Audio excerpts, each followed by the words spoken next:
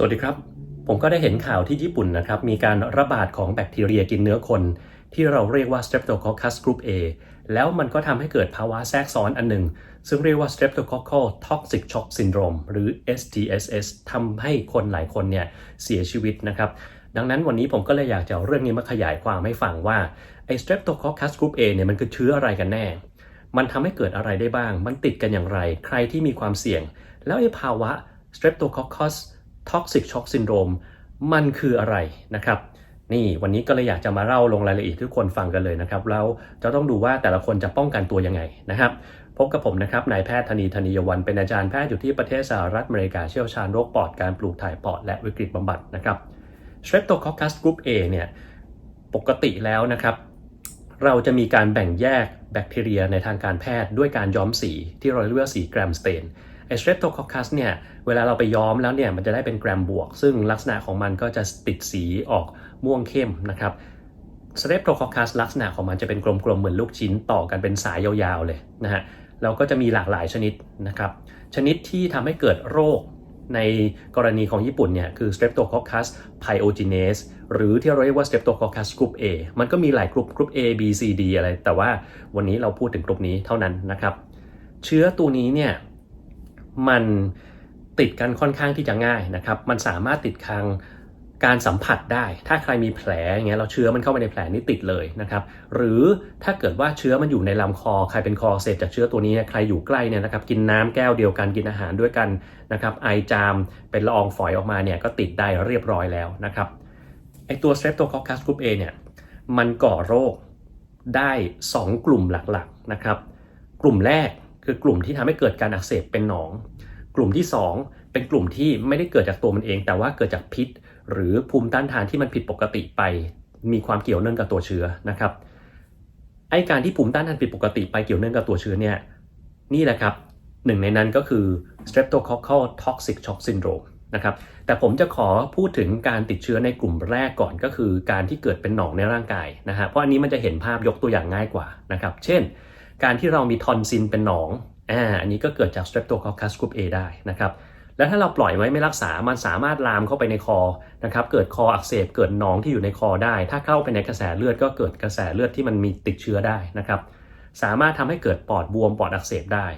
ไปที่สมองก็มีเยื่อหุ้มสมองอักเสบหรือเป็นหนองในสมองได้นะครับแล้วก็ในบางกรณีนะครับมันสามารถที่จะติดจากคอเนี่ยแล้วเข้าไปที่เส้นเลือดดำตรงเนี้ยนะฮะเส้นเลือดดำตรงคอที่เป็นเส้นเลือดดำใหญ่เนี่ยเราจะเรียกภาษาทางการแพทย์ว่า jugular vein นะครับแล้ว jugular vein ตัวเนี้ยถ้ามีเชื้อบางอย่างเข้าไปเนี่ยแล้วเกิดการอักเสบของหลอดเลือดนะครับมันจะเกิดการอุดตันของหลอดเลือดด้วยไอ้ริ่มเลือดที่ประกอบไปด้วยเชื้อโรคเยอะแยะไปหมดภาวะเนี้ยมันอันตรายมากเพราะว่าไอ้ริ่มเลือดมันไม่อยู่แค่ตรงนั้นหรอกครับแต่ว่าเส้นเลือดดำตรงเนี้ยมันจะเข้าสู่หัวใจแล้วก็ไปที่ปอดในที่สุดดังนั้นถ้าคุณมีเชื้อโรคอยู่ตรงนี้มันเข้าสู่หัวใจแล้วไปทั้งปอดเลยนะครับภาวะพิเศษนี้เราเรียกทางการแพทย์ว่า Lemierre syndrome นะครับซึ่ง Streptococcus group A ก็เป็นหนึ่งในเชื้อซึ่งสามารถทำให้เกิดภาวะพิเศษนี้ขึ้นมาได้แต่แน่นอนถ้าเป็นน้องๆทางที่เรียนแพทย์นะครับมาเจอคำถามที่ว่าอะไรที่เป็นเชื้อที่ทำให้เกิด Lemierre syndrome ได้มากที่สุดก็ต้องตอบว่าFusobacterium necrophorum นะครับอาจจะไม่ใช่ Streptococcus group A แต่ว่าทั้ง2ตัวนี้มันสามารถทำให้เกิดภาวะนี้ได้นะครับอันนี้คือเป็นหนองในกรณีติดเชื้อทางเดินหายใจนะครับแต่มันก็จะมีอีกแบบนึงคือติดที่ผิวหนังนะครับถ้าเป็นนิดหน่อยเป็นตุ่มๆก็อาจจะเป็นตุ่มหนองเล็กๆแล้วก็มีสะเก็ดนะอันนี้เราจะเรียกว่า impetigo ถ้าลึกลงไปกว่านั้นก็เริ่มเกิดตัวผิวหนังอักเสบนะครับตรงนี้เราจะเรียกว่า pyoderma เริ่มมีหนองละนะครับลึกลงไปกว่านั้นอีกก็จะเป็นภาวะที่มันอักเสบลึกในชั้นไขมันลึกลงไปเราจะเรียกว่าเป็นเซลลูไลติสนะครับแต่ถ้าลึกลงถึงที่สุดแล้วเนี่ยมันก็จะเกิดการกินเนื้อคนขึ้นมาเรียบร้อยแล้วนะครับอันนั้นจะเรียกว่า necrotizing fasciitis ซึ่งก็เป็นหนึ่งในกรณีที่ทางญี่ปุ่นกำลังกังวลอยู่นะครับทีนี้ปัญหามันอย่างนี้ในกรณีของญี่ปุ่นเนี่ยคิดว่ามันน่าจะเริ่มจากการติดเชื้อในตำแหน่งลึกๆของร่างกายนะครับแล้วการติดเชื้อในตำแหน่งลึกๆของร่างกายเนี่ยมันจะเกิดขึ้นได้ในคนที่มีความเสี่ยงคือภูมิต้านทานผิดปกตินะครับยกตัวอย่างเช่นใครบ้างคนสูงอายุนะครับมีเบาหวานเรื้อรังที่คุมไม่ได้นะฮะมีโรคไตโรคตับแข็งที่คุมไม่ค่อยได้โรคหัวใจเรื้อรังนะครับกินยากดภูมิต้านทานอยู่กินสเตียรอยด์อยู่โรคอ้วนนะครับ อย่างนี้เป็นต้นนะฮะที่มันมีปัญหาทางด้านร่างกายอยู่คนพวกเนี้ยเวลามีแผลมีอะไรแล้วก็เชื้อมันเข้าไปได้เนี่ยก็จะทำให้เกิดการติดเชื้อในชั้นลึกแล้วเชื้อพวกนี้มันโตเร็วมากมันก็จะกัดกินเนื้อเยื่อเราไปหมดก็จะทำให้เกิดภาวะแบคทีเรียกินเนื้อคนแต่ครับมันไม่หยุดอยู่แค่นั้นมันยังทำให้เกิดปฏิกิริยาทางภูมิต้านทานโดยการที่มันปล่อยพิษของมันออกมาพิษของมันนี่แหละครับทำให้เกิดปัญหาอีกกลุ่มหนึ่งของเชื้อโรค Streptococcus group A ไม่ใช่การเป็นหนองอีกต่อไปแล้วครับแต่เป็นปัญหาทางด้านภูมิต้านทานกลุ่มนี้หนึ่งในนั้นก็คือ Toxic Shock Syndrome ซึ่งเดี๋ยวผมจะลงรายละเอียดให้ฟังแต่ผมจะพูดให้ท่านฟังนิดนึงเพราะว่าหลายๆคนน่าจะเคยได้ยินภาวะดังต่อไปนี้ที่มันเกิดจากไอเชื้อตัวนี้นี่แหละนะครับอันแรกไข้รูมาติกเคยได้ยินไหมครับไข้รูมาติก acute rheumatic fever อันนี้บางคนอาจจะเคยได้ยินนะฮะส่วนบางคนก็อาจจะไม่เคยได้ยินเดี๋ยวผมจะอธิบายทีหลังแล้วกันว่ามันคือโรคอะไรบ้างไข้อีดำอีแดง scarlet fever หรือ scarlatina นะครับไตอักเสบนะครับที่เกิดจากไอตัวภาวะภูมิต้านทานผิดปกติในคนที่เป็นโรคนี้นะครับ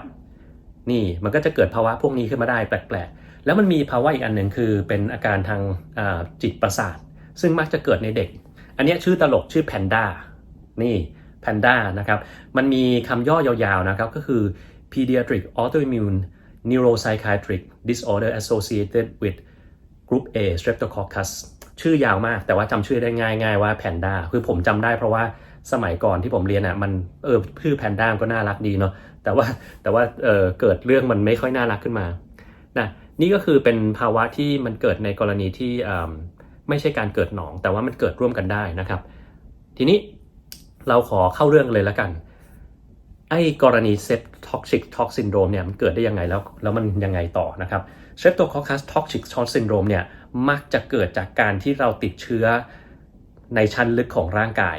ก็คือคนที่มีความเสี่ยงเมื่อตะเกียที่เล่าไปทั้งหมดแล้วบังเอิญอาจจะไปมีการบาดโดนมือหรืออะไรก็แล้วแต่นะครับแล้วเชื้อมันเข้าไปนะฮะหลายครั้งนะครับไม่จำเป็นที่จะต้องมีการ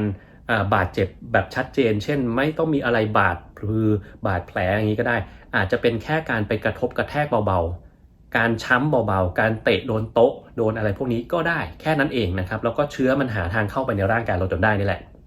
นะฮะหลังจากนั้นก็จะติดเชื้อในชั้นลึกของร่างกายแล้วเกิดการกินอย่างรวดเร็วนะครับแล้วมันไม่พอแค่นั้นมันปล่อยพิษออกมาก็เลยทำให้เกิด2ภาวะร่วมกันก็คือ1โดนกินเนื้อนะครับ necrotizing fasciitis ร่วมกับการปล่อยพิษเกิด Streptococcus Toxic Shock Syndrome ชื่อมันคือ Toxic Shock Syndrome หมายความว่ามันปล่อยพิษจนทำให้ร่างกายเราช็อกในที่นี้ก็คือคนไข้เนี่ยจะมีอาการความดันต่ำมากนะครับความดันตกนะฮะดังนั้นถามว่าเราจะรู้ได้ยังไงว่าเราเป็น Streptococcus Toxic Shock Syndrome แล้วนะครับมีอยู่ 2-3 อย่างนะครับ1ถ้าท่านมีอาการเตือนอะไรที่รู้สึกว่าเราเนี่ยมีอาการปวดบริเวณใดบริเวณหนึ่งมากๆให้เราสงสัยว่าบริเวณนั้นเริ่มเกิดแบคทีเรียกินเนื้อคนเช่นตอนแรกเราดูขาเรามันมีช้ำเล็กๆน้อยๆแต่ให้มันเจ็บมากขนาดนั้นแค่ไปโดนมันนิดนึงมันเจ็บมากแต่ว่าดูหน้าตาของขาเราเนี่ยยังปกติอยู่นะครับเพราะว่าตอนแรกมันจะเป็นอย่างนั้นแต่ถ้าท่านปล่อยไว้ภายในไม่กี่ชั่วโมงไอ้บริเวณนั้นมันอาจจะกลายเป็นจ้ำนะครับจ้ำสีม่วงๆนะครับแล้วมันก็ลามอย่างรวดเร็วเลยนะฮะแล้วปล่อยไว้แป๊บนึงเรากดที่ผิวเนี่ยมันจะเจ็บแบบสุดยอดแล้วบางคนมีแก๊สอยู่ข้างในอีกต่างหากนะครับนี่คือเป็นสิ่งที่เรากลัวมากนะฮะและเวลาที่มันเกิด Toxic Shock Syndrome ขึ้นมาคนเหล่านี้ความดันตกก็จะมีอาการเป็นยังไงมีไข้สูงนะครับจะเริ่มรู้สึกตัวเองวิงเวียนง่ายคล้ายจะเป็นลมเดินไปนิดนึงก็จะหน้ามืดเหนื่อยมากแบบเนี้ยถ้าคุณมีอาการเหล่านี้นะคุณรีบไปหาหมอทันทีเพราะว่าอัตราการตายของ Toxic Shock Syndrome มันเกือบ1 ใน 3หรือมากกว่านั้นได้ซ้ำไปนะครับและเหตุผลที่ทำให้อัตราการตายสูงเนี่ยไม่ใช่แค่ภาวะการอักเสบในร่างกายที่เกิดขึ้นนะแต่เนื่องด้วยไอเชื้อตัวนี้มันโตเร็วมากมันกินเนื้อเร็วมากแล้วมันก็มักจะเกิดในคนที่มีภูมิต้านทานอ่อนแออยู่แล้วดังนั้นโอกาสการเสียชีวิตเนี่ยยิ่งสูงเข้าไปใหญ่นะครับแล้วต่อให้เรารอดมาได้เนี่ยไม่ได้แปลว่าร่างกายเราจะปกตินะบางคนก็อาจจะไตวายตลอดไปเลยก็ได้นะครับนี่เป็นสิ่งที่เรากังวลกันอยู่นะฮะทีนี้สมมุติว่ามาถึงมือหมอแล้ว Streptococcus Toxic Shock Syndrome คุณรักษากันยังไงมีอีกอย่างหนึ่งที่ผมอยากเตือนไว้ก็คือไอ้ภาวะนี้เนี่ยนะครับถ้าเกิดว่าคุณลองหาสาเหตุทั้งหมดแล้วมันจะมีสักประมาณ 45% ที่เราหาสาเหตุไม่ได้ว่ามันติดเชื้อตรงไหนก็ไม่รู้ แต่ว่ามันเกิด toxic shock syndrome ขึ้นมาในร่างกายเรานะครับอย่างที่เมื่อกี้บอกมันอาจจะมีการติดเชื้อในชั้นลึกหรือมีการกระทบกระแทกมีแผลแล้วเห็นนะครับหรือเจาะเลือดแล้วเจอแค่เนี้ย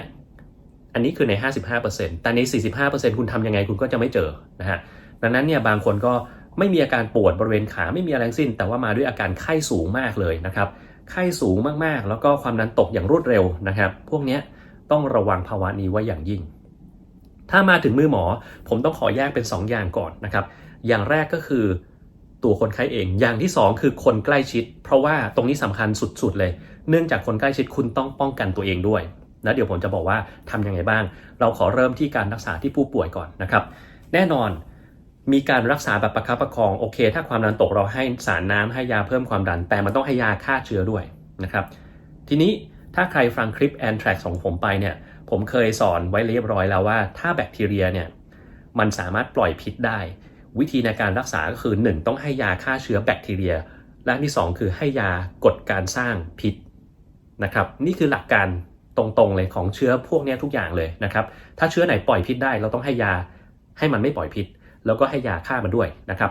ดังนั้นในกรณีที่เป็น toxic shock syndrome จากกรณีเนี้ยเราต้องให้ยาอย่างน้อย2ตัวปัญหามันอยู่ตรงนี้ครับวันที่มาครั้งแรกถ้าเราสงสัยว่าเป็น toxic shock syndrome นะเราก็เก่งแล้วนะครับหรือบางทีเราอาจจะเห็นว่ามันมีการกินเนื้อคนสงสัยเราก็เก่งละแต่คุณบอกไม่ได้หรอกครับว่ามันเป็นจากเชื้อตัวนี้จนกว่าคุณจะเอาเชื้อเอาเลือดเอาที่ต่างๆไปเพาะเชื้อนะครับดังนั้นก่อนที่คุณจะรู้ว่าเป็นเชื้อตัวนี้คุณต้องคิดซะก่อนว่ามันอาจจะเป็นเชื้อตัวอื่นมันอาจจะเป็นเชื้อหลายตัวร่วมกันก็ได้ดังนั้นเวลาที่เรารักษาต้องให้ยาฆ่าเชื้อที่มันครอบคลุมหลายๆอย่างไว้ก่อนยกตัวอย่างเช่นอะไรบ้างที่เราให้ 1. ยากลุ่มคลินดาไมซินตัวนี้เนี่ยมันจะไปยับยั้งการสร้างโปรตีนของเชื้อได้อันที่2เราต้องให้แวนโคไมซินเพราะว่าแวนโคไมซินเนี่ยมันอาจจะไปจัดการกับเชื้อกลุ่มที่มันมีความดื้อยามากๆนะครับโดยเฉพาะเชื้อกลุ่มที่เราเรียกว่า methicillin resistant staphylococcus aureus ตัวเนี้ยเจอแล้วแบบ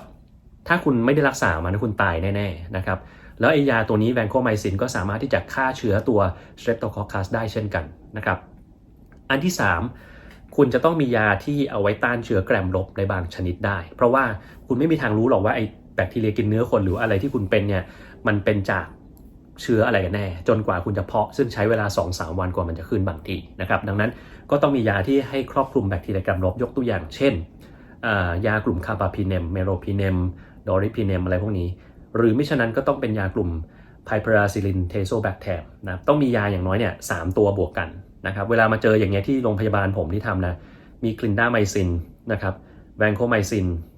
แล้วก็เมโรพิเนมเนี่ยผมจะให้แบบอย่างเงี้ย3ตัวแล้วก็รอจนกระทั่งผลการเพาะเชื้อออกมาแล้วเราถึงเปลี่ยนยาให้มันตรงกับสายพันธุ์ที่เชื้อเป็นมากที่สุดนะครับอันนี้คือการรักษา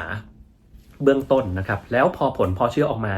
ถามว่าถ้าคุณรู้ว่าเป็น Streptococcus group A เนี่ยมันทำยังไงได้อีกตรงเนี้ย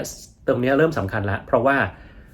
มันจะบอกว่ายาที่คุณจะใช้ในคนไข้เนี่ยต้องใช้ยาตัวไหนและยาที่ต้องใช้ป้องกันคนที่อยู่ใกล้ชิดต้องใช้ยาตัวไหนตรงนี้สำคัญมากๆนะครับและแน่นอนอาจจะมีรายละเอียดอีกมากก็คือว่าเชื้อที่ออกมาเนี่ยมันอาจจะดื้อยาสักตัวหนึ่งซึ่งเราให้ตอนแรกเราก็ต้องมีการปรับเปลี่ยนยาเช่นสมมุติว่ามันดื้อคลินดาไมซินเราก็จะต้องใช้ตัวอื่นเช่นไลเนโซลิดเทดิโซลิดพวกนี้เป็นต้นนะครับหรือเกิดคนไข้แพ้เพนิซิลินนะ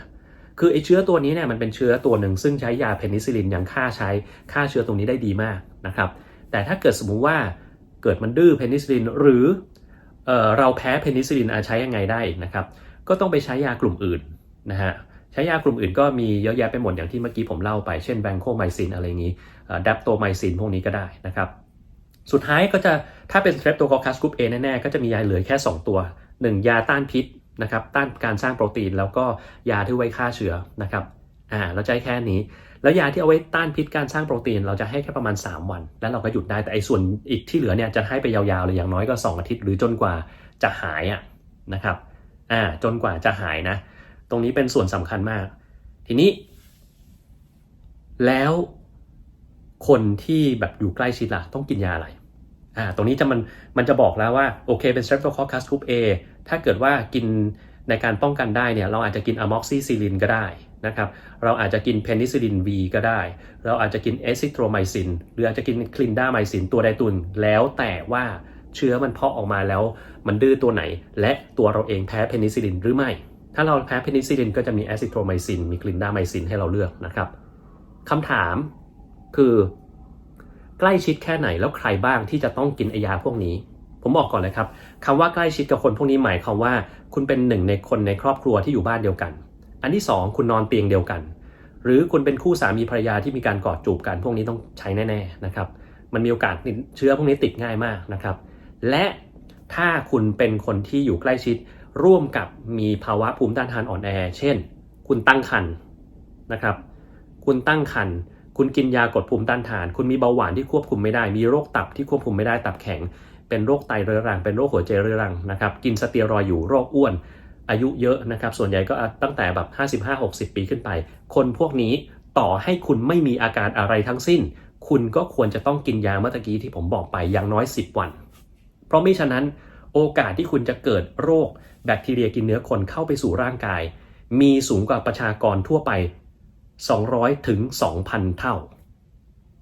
สุดยอดน่ากลัวขนาดนี้แหละครับดังนั้นคนที่อยู่ใกล้ชิดต้องกินตรงนี้ไว้เสมอมิฉะนั้นท่านมีปัญหาแน่นะครับขอย้อนกลับไปที่การรักษานิดนึงแต่วันนี้อาจจะยาวหน่อยนะฮะแต่ผมอยากจะเล่าให้ครบทุกเรื่องเลยนะครับคือนอกเหนือจากเราให้ยาฆ่าเชื้อคนไข้แล้วถ้าคนไข้มีการอักเสบของตัวกล้ามเนื้อต่างๆที่เราเรียกว่าการโดนกินเนื้อเนี่ยเราต้องให้หมอศัลยกรรมรีบตัดมันออกให้หมดนะครับต้องรีบตัดให้เกลี้ยงเลยแล้วก็ไม่ใช่แค่นั้นเราจะมีการให้ยาตัวหนึ่งชื่อว่า IVIG Intravenous Immunoglobulin นะครับเพื่อที่จะไปยับยั้งการที่มันพิษทำร้ายร่างกายเรานะครับอันนี้เราจะให้อยู่3 วันนะฮะก็ถ้ามีหมอเข้ามาฟังนะปกติเวลาที่ผมให้กลุ่มยาพวกนี้วันแรกก็ให้1 กรัมต่อกิโลกรัมวันที่2วันที่3จะให้เป็น 0.5 กรัมต่อกิโลกรัมยาพวกนี้จะต้องให้ pre-medication เสมอเพราะว่ามันเป็นปริมาณน้ำที่เยอะมีโอกาสแพ้มีโอกาสไข้ขึ้นมีโอกาสความดันตกได้เราต้องให้สเตียรอยด์ให้อะไรพวกนี้ให้แอนติฮิสตามีนให้พาราเซตามอลนำไปก่อนเสมอไม่ฉะนั้นท่านอาจจะมีปัญหาได้นะครับและที่เหลือก็ต้องรอละใน24 ชั่วโมงแรกสำคัญมากเพราะว่าคนพวกนี้ท่านจะต้องทำการป้องกันตัวเองโดย1 droplet isolation ใครจะเข้าไปเยี่ยมใส่หน้ากากครับใส่หน้ากากอาจจะต้องมี face shield เพราะว่าติดกันได้นะฮะและถ้าใครที่อยู่ในนั้นต้องมี contact precaution อย่าเอามือไปจับโดยไม่ล้างมือพวกนี้นะครับต้องใส่ถุงมือจับอันเนี้ยทำแค่24 ชั่วโมงพอนะครับหลังจากได้ยาฆ่าเชื้อไปเกิน24 ชั่วโมงแล้วไม่ต้องทำแล้วครับมันไม่ติดแล้วอันนี้คือข้อดีนะอันนี้คือ Streptococcus toxic shock syndrome ดังนั้นทุกคนคงจะรู้ว่าจะป้องกันได้ยังไงแล้วนะฮะแล้วโอกาสที่จะเกิดเนี่ยมันจะเกิดเพราะว่าการติดเชื้อที่ผิวชั้นลึกมากกว่ามันไม่ค่อยเกิดเพราะว่าการติดเชื้อที่คออักเสบดังนั้นถ้าเกิดใครเป็นคออักเสบจากเชื้อตัวนี้คุณไม่ต้องกลัวว่าคุณจะเกิดโรคการติดเชื้อที่มันเกิด toxic shock syndrome ขึ้นมาไม่ค่อยเกิดนะครับไม่ค่อยเกิดแต่ไม่ได้แปลว่าท่านไม่ควรรักษานะครับต้องรักษาเพราะว่ามิฉะนั้นจะเกิดโรคอื่นๆตามมายกตัวอย่างเช่นโรครูมาติกฟีเวอร์นะครับโรคไตอักเสบโรคสการ์เลตฟีเวอร์ในเด็กอะไรพวกนี้เดี๋ยวผมจะเล่าให้ฟังทีละโรคเลยเอาให้มันไหนๆเราคุยถึงเรื่องนี้แล้วเอาให้สุดนะครับโรครูมาติกฟีเวอร์ก่อนโรครูมาติกฟีเวอร์เนี่ยมันเป็นโรคที่เจอได้บ่อยในอดีตแล้วก็ในประเทศที่มันไม่ค่อยมีการใช้ยาฆ่าเชื้อกันนะครับโรครูมาติกฟีเวอร์คืออะไรโรครูมาติกฟีเวอร์ก็คือการติดเชื้อตรงนี้แหละเข้าไปในคอนะครับแล้วเชื้อมันมีปัญหาทางด้านภูมิมันทำให้ภูมิต้านทานเราผิดปกติแล้วมันก็จะเกิดภาวะอักเสบขึ้นมาหลายอย่างเช่นเรามีอาการปวดข้ออักเสบนะครับเรามีหัวใจอักเสบแล้วมันก็จะทำให้ลิ้นหัวใจอักเสบสุดท้ายกลายเป็นลิ้นหัวใจมีปัญหาเช่นลิ้นหัวใจตีบได้ในคนไทยสมัยก่อนเนี่ยจะเจอลิ้นหัวใจตีบอันนึงเรียกว่า mitral stenosis นะครับภาวะเนี่ยคือบอกได้เลยว่า100 ทั้ง 100เกิดจากโรครูมาติกนะครับนี่แหละมีหัวใจอักเสบได้มีการเคลื่อนไหวที่ผิดปกติได้อันเนี้ยเราจะเรียกว่า synonym chorea นะครับบางทีมือจะกระตุกขึ้นลงขาก็ยึกยักอย่างเงี้ยนะฮะก็จะเป็นแบบนั้นได้ไอภาวะเนี่ยหายเองถ้าเกิดว่าตัวโรคมันดีขึ้นนะครับเกิดมีตุ่มอยู่ใต้ผิวเราจะเรียกว่า subcutaneous nodule นะครับแล้วสุดท้ายเราจะมีผื่นหน้าตาประหลาดนะครับเราจะเรียกว่า erythema marginatum นะครับ erythema คือแปลว่าแดง marginatum ก็คือเป็น margin หรือขอบคือผื่นมันจะเป็นวงแล้วมันแดงตรงขอบนะครับอันเนี้ย คือจะมีอาการ5อย่างเนี้ยรวมๆกันนะฮะแล้วจะเกิดตามหลังการติดเชื้อที่คอเนี่ยสักพักหนึ่งนะฮะพอเราติดเชื้อตรงนี้เราก็บอกได้เลยว่าถ้าเกิดคุณเกิดโรคนี้ขึ้นมาคุณต้องรักษากันยาวเลยเพราะว่าคือข้อแรกเวลาเราเจอโรคนี้ใช่ไหมเราต้องดูก่อนว่ายังติดเชื้อสเต็ปอยู่หรือเปล่าถ้าติดเชื้ออยู่ปุ๊บเราให้ยาฆ่าเชื้อถ้าไม่ติดอันนี้คุณต้องมารักษาตามแต่ละอาการที่คุณมีแล้วว่ามันมีอะไรบ้างนะครับอันนี้ก็คือเป็นสิ่งที่เราต้องรู้โรคที่2ไข้อีดำมีแดงนะครับ Scarlet Fever หรือที่เราเรียกว่า Scarlatina นะอันเนี้ยเจอในเด็กนะประมาณสัก5ขวบถึง15-16 ขวบพวกนี้จะมีอาการคออักเสบจากเชื้อตัวนี้แต่มันไม่ใช่มีแค่นั้นครับมันมีคออักเสบแล้วมันดันมีผื่นขึ้นมาผื่นอีดำมีแดงพวกนี้แหละ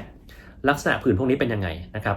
ผื่นเนี่ยมันจะเป็นตุ่มๆที่แบบเวลาเราไปกดโดนมันแล้วมันจะจางแล้วมันก็จะเดี๋ยวแดงใหม่นะครับโดยมันจะขึ้นตรงบางคนเนี่ยจะขึ้นตรงพวกขาหนีบรักแร้ก่อนแล้วมันกระจายมาที่ตัวนะครับหลังจากนั้นก็จะกระจายไปแขนขานะครับส่วนมือเท้าเนี่ยไม่ค่อยโดนเท่าไหร่นะครับมันจะอยู่แค่แถวๆนี้นะฮะมีลักษณะพิเศษอีก2อย่างซึ่งอยากจะให้รู้ตรงบริเวณข้อพับพวกนี้นะครับปกติข้อพับเราจะมีเส้นๆใช่ไหมฮะไอ้เส้นพวกนี้มันจะแดงขึ้นมาในกรณีแบบนี้นะฮะในกรณีแบบนี้เราจะเรียกว่า Pasteur line นะครับเป็นชื่อพิเศษเราไม่ต้องสนใจมากนะครับแล้วก็ไอ้ผื่นพวกที่ตุ่มๆที่ขึ้นตามตัวเนี่ยจะมีลักษณะพิเศษอย่างหนึ่งคือมันจะสากเหมือนกับกระดาษทรายถ้าเกิดคุณเคยรูปกระดาษทรายเนี่ยไอ้ผื่นพวกนี้มันจะสากๆแบบนั้นเลยนะฮะแล้วก็อีกอย่างหนึ่งซึ่งเราจะเจอได้ก็คือลิ้นมันจะแดงๆกับรอบปากจะมีรอบๆปากมันจะดูซีดๆหน่อยผิวรอบปากซีดนะครับเราจะเรียกว่าเป็น circumoral pallor นะครับคือรอบๆมันจะซีดตัวลิ้นเนี่ยมันจะแดงนะครับแดงและไอตุ่มรับรสของลิ้นจะป่องขึ้นมาเราลักษณะเหมือนสตรอเบอรี่เราจะเรียกว่า strawberry tongue นะครับนี่คือโรค Scarlatina Scarlet Fever หรือไข้อีดำอีแดงวิธีการรักษาง่ายมากครับเราให้ยาฆ่าเชื้อส่วนใหญ่ก็เป็นพวกอะม็อกซิซิลินพวกนี้พอเชื้อตัวนี้หายนะมันก็หายนะครับใน24ชั่วโมงแรกจะติดได้นะครับคนที่อยู่ใกล้ก็ต้องรักษาเหมือนกันนะเพราะไม่งั้นเดี๋ยวคุณก็อาจจะมีโอกาสได้ไปนะครับแล้วพอเลย24ชั่วโมงหลังจากกินยาฆ่าเชื้อไปมันจะไม่ติดแล้วผื่นพวกนี้ไม่ติดเหมือนกันนะครับไม่ติดมันจะติดในกรณีที่แบบน้ำลายไอจามอะไรพวกนี้นะครับแต่ถ้าคออักเสบจากเชื้อตัว Streptococcus เนี่ยคุณจะไม่ไอไม่จามนะคือถ้าคุณไอคุณก็จะไอเพราะมันคันคอแต่ว่าไม่ใช่ไอเป็นหลักแล้วก็ไม่ได้จามเป็นหลักจะไม่มีน้ำมูกจะมีแค่เจ็บคอกับไข้อย่างเดียวนะครับนี่คือโรคของไข้อีดำอีแดงนะอันที่3เมื่อกี้ผมบอกว่ามันทำให้เกิดไตอักเสบอันเนี้ยเราจะเรียกภาวะนี้ว่า post streptococcal glomerulonephritis หรือ PSGN นะอันเนี้ยคือหลังจากที่คุณหายจากไอตัวคออักเสบไปแล้วคุณอาจจะรักษาไปเรียบร้อยแล้วคุณรักษาแล้วนะบางคนไม่ได้รักษาบางคนรักษาแล้วหลังจากนั้นสัก 2-3 อาทิตย์อาจจะมีอาการไตอักเสบขึ้นมาเช่นอาการอะไรบ้างบางคนปัสสาวะเป็นเลือดนะครับสีเข้มขึ้นเลยตัวบวมความดันสูงมีอาการปวดหัวมากๆนะฮะบางคนน้ำท่วมปอดไปเลยเหนื่อยนะฮะต้องมารักษาแต่โชคดีว่าภาวะนี้มันหายเองได้นะครับในเวลา1 อาทิตย์ไม่ต้องตรวจอะไรมากเรามีการตรวจเลือดดูเล็กๆน้อยๆนะครับแต่ถ้าในทางการแพทย์ก็อาจจะมีการตรวจanti streptolysin O anti DNSB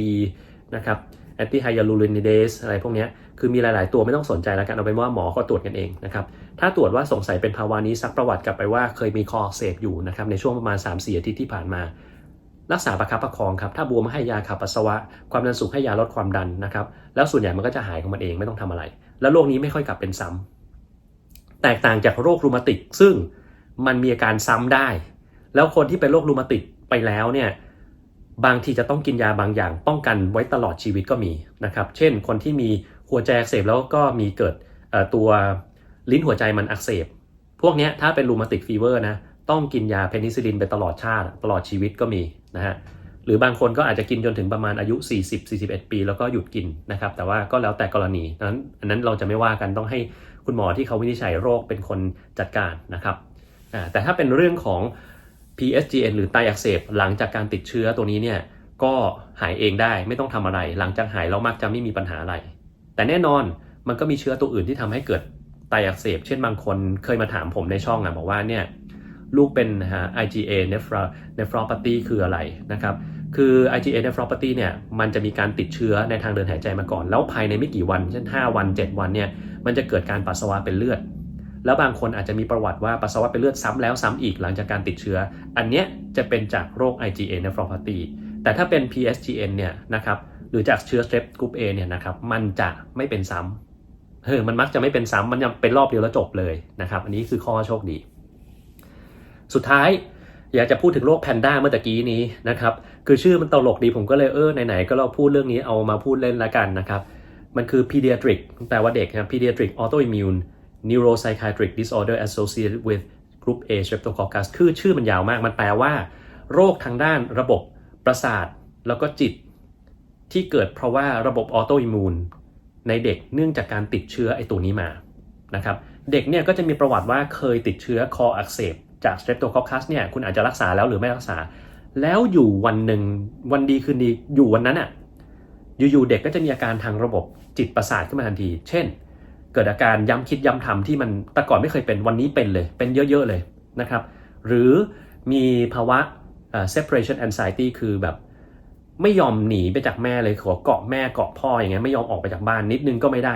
พ่อแม่หายไปจากสายตานิดนึงไม่ได้แล้วนะครับหรือมีการเคลื่อนไหวผิดปกติที่เราเรียกว่า tics นะครับ tics เนี่ยมันมีอาการหลายอย่างบางทีอาจจะแบบอย่างเงี้ยนะครับหรือพูดหรือไอหรือกระแอมหรือมีเสียงอะไรอย่างเงี้ยที่มันทำเป็นจังหวะอยู่เรื่อยๆแล้วก็ไม่มีตัวที่สามารถทำให้หายได้อยู่ๆมันเป็นขึ้นมานะครับแล้วก็อาการทางจิตประสาทอย่างอื่นเยอะแยะอยู่ๆก็บางคนก็อาจจะเพี้ยนขึ้นมาจะกรี๊ดอะไรอย่างเงี้ยนะอันนี้ก็จะเป็นภาวะแพนด้านะฮะซึ่งก็ต้องมาตรวจนะบางทีถ้าเราตรวจแล้วเราไปเจอว่ายังมีการติดเชื้อตัว Streptococcus อยู่ต้องรีบรักษาให้มันหายซะนะครับและที่เหลือคือต้องให้หมอทางด้านจิตเวชร่วมดูแลรักษาไปด้วยเพราะไม่ฉะนั้นเนี่ยไอ้โรคทางด้านจิตเวชพวกนี้มันจะยาวต่อเนื่องไปจนถึงเป็นผู้ใหญ่แล้วบางทีก็ไม่หายด้วยนั้นเป็นข้ออันนึงซึ่งคิดว่าน่ากลัวนะครับโอเควันนี้ผมเล่ามาค่อนข้างที่จะละเอียดมันทุกอย่างเกี่ยวข้องกับ Streptococcus Group A ที่ผมพอจะนึกได้นะครับดังนั้นโดยสรุปนะฮะไอภาวะ Streptococcus Toxic Shock Syndrome ตัวนี้เนี่ยนะฮะมันมักจะเกิดจากการติดเชื้อ Streptococcus ในชั้นลึกของร่างกายนะครับเช่นเป็นผิวหนังอักเสบชั้นลึกนะฮะเป็นการกินเนื้อคนชั้นลึกอย่างนี้เป็นต้นหรือว่าติดเชื้อในกระแสเลือดพวกนี้มักจะเกิดขึ้นกับคนที่มีภูมิต้านทานอ่อนแอนะครับแล้วก็เลยทำให้อัตราการตายสูงนะครับพวกนี้ต้องรีบรักษาถ้ามีอาการเจ็บปวดเมื่อยแล้วไข้สูงมากๆนะครับร่วมกับเดินและหน้ามืดเลยอย่างนี้คุณรีบไปโรงพยาบาลครับอย่ารักษาเองเด็ดขาดมันไม่หายนะครับถ้ามีคนที่มีโรคประจำตัวเป็นเบาหวานความดันไขมันโรคตับโรคไตเยอะแยะแล้วอยู่ๆมันมีแผลเล็กๆแล้วมันกระจายเร็วมากเนี่ยคุณรีบไปหาหมอเลยนะครับเพราะว่าอัตราการตายสูงถ้าไม่รีบรักษานะฮะและที่สำคัญถ้าคุณเป็นคนที่มีโรคประจำตัวและคุณไปอยู่ใกล้คนเหล่านี้นะครับอยู่ใกล้หมายความว่าก็อยู่บ้านเดียวกับเขานะครับใช้ข้าวของร่วมด้วยกันนะครับเป็นคู่สามีภรรยากันคุณต้องรีบกินยาป้องกันอย่างที่เมื่อกี้ผมบอกไว้เลยนะครับ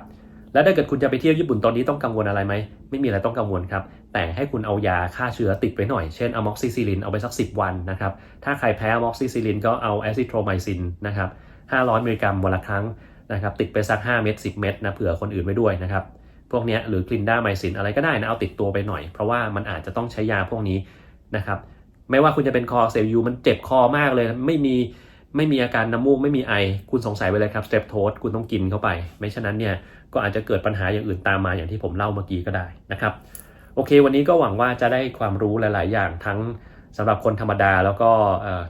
ถ้ามีนิสิตนักศึกษาแพทย์เข้ามาฟังผมก็หวังว่าน่าจะได้อะไรบ้างไปจากนี้นะเพราะว่าผมคุยลึกลงไปนิดนึงกว่าหมอคนอื่นที่เขาจะอธิบายบน YouTube นะครับก็ยังไงก็ถ้าใครมีอะไรสงสัยก็สอบถามกันมาแล้วกันนะครับวันนี้เท่านี้นะครับขอบคุณมากครับสวัสดีครับ